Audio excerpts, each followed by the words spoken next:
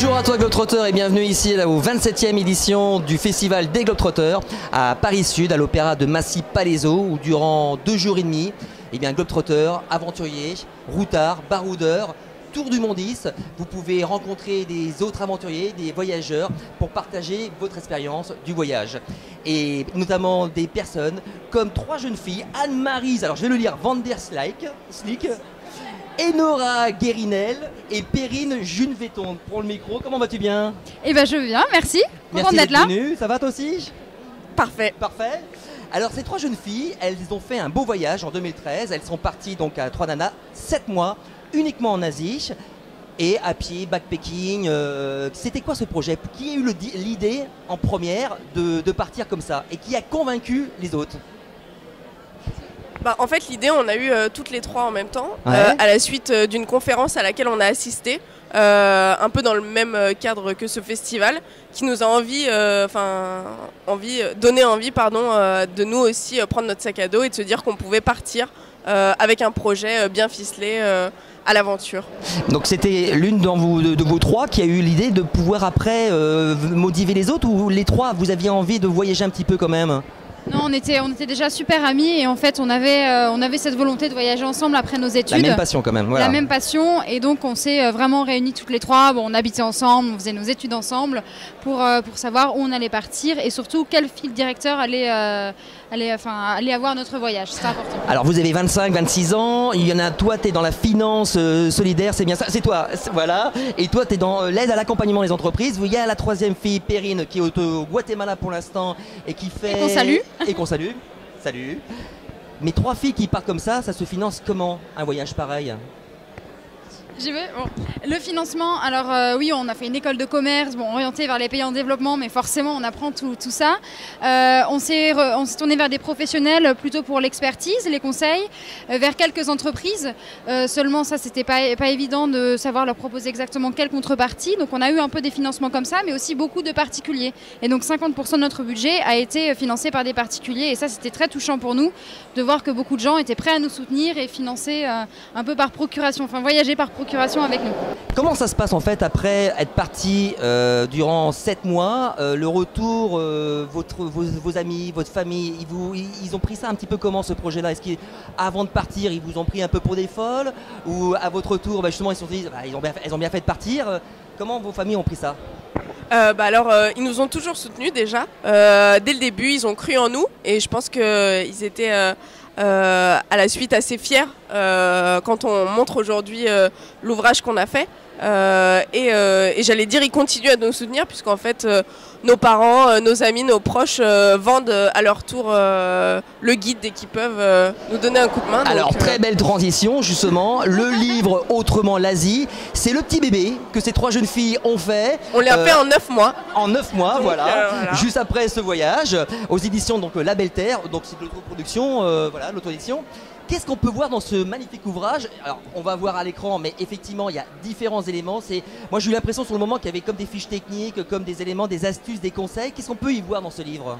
Alors, dans ce livre, on peut y voir une 60aine d'adresses qui sont sur le tourisme responsable, d'initiatives d'hébergement qui permettent aux voyageurs d'aller à la rencontre de l'homme et de l'environnement dans les 6 pays qu'on a fait. Alors, mais c'est des adresses pérennes ou pas? Parce qu'une adresse, après, c'est pas comme des adresses de backpacking, d'hôtel ou quoi que ce soit, c'est des choses qu'on peut retrouver plusieurs années après. Il n'y a pas de souci de ce côté-là. C'est des adresses pérennes qui allient en fait à la fois l'économie du tourisme et le développement, puisque dans chacune d'entre elles, une partie du revenu généré par le touriste est dédiée à un fonds de développement qui permet de financer des projets d'éducation, d'infrastructure.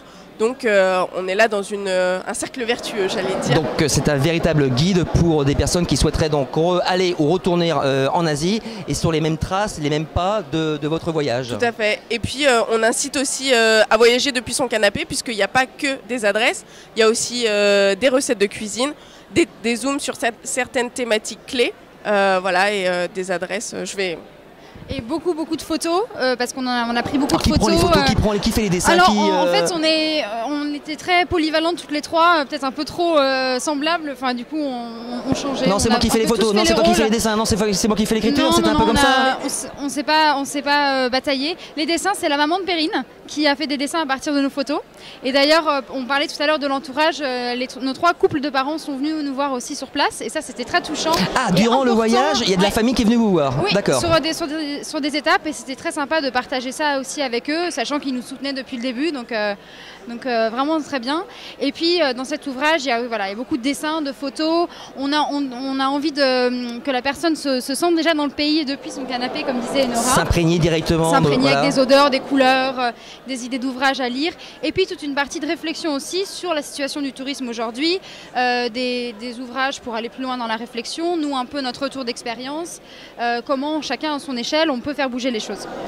Cet ouvrage, où est-ce qu'on peut se le procurer? Est-ce qu'il y a un site internet? On peut l'avoir comment? En librairie? Sur notre site internet, c'est très simple, on a un petit formulaire en ligne et après on l'expédie dans toute la France et à l'étranger. Vesta-project.com est ce qui s'affiche juste ici, donc ça c'est pour pouvoir voilà. vous procurer le bouquin et vous contacter si on a envie d'avoir... Oui, n'hésitez pas. Il vaut combien ce livre? 24,50. 24,50. Donc c'est un beau voyage pour 24,50 quoi. Donc à la limite autant pays, ne pas se... Une sacrée promesse, autant dire, hein, parce que c'est pas cher. Et juste pour compléter, notre ouvrage est vendu aussi sur quelques librairies en France, à Lyon, à Paris, voilà. Autrement l'Asie, 3 jeunes filles qui reviennent d'un long voyage. Je vous conseille vivement de vous intéresser de près à cet ouvrage. Mais ce n'est pas fini. On va passer maintenant à l'interview du Globetrotter.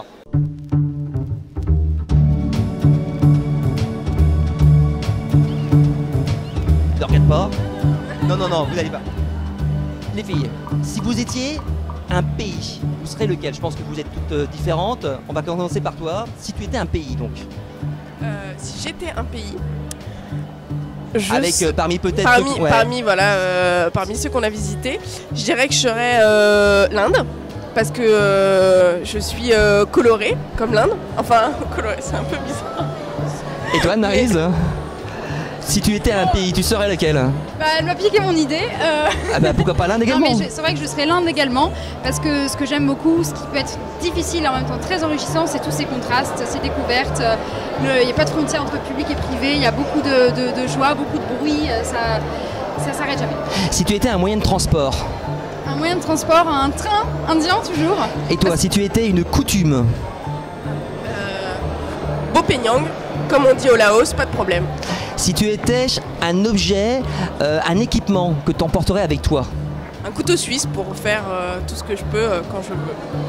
Si toi, tu étais un monument énorme, incroyable qu'on peut voir sur cette planète, un monument à visiter ou... Temple d'Angkor. Les temples d'Angkor. Et si tu étais une spécialité culinaire, tu serais laquelle? Eh ben là j'ai un trou. Ouais. Le fish amok. Le fish amok. Qu'est-ce que c'est? C'est du poisson laotien, enfin cuisiné de façon laotienne, avec des épices et des légumes, le tout cuit dans une feuille de banane. Et les filles, si vous n'étiez pas de vraies globetrotteuses, vous feriez quoi aujourd'hui? On s'ennuierait. Et toi? Bah oui, on s'ennuierait, on serait pas souriante. Bon, en tout cas, je me suis pas ennuyé avec votre interview, avec votre présence Autrement l'Asie. Je rappelle donc ce livre aux éditions La Belle Terre. Merci à vous les filles. Et je pense qu'il y a encore d'autres projets après ça, mais on va pas en parler pour l'instant. On se focalise sur ce petit bouquin, sur cet ouvrage, ce bel ouvrage. Et puis, bah, merci encore et à très bientôt. Merci. À bientôt. Au revoir.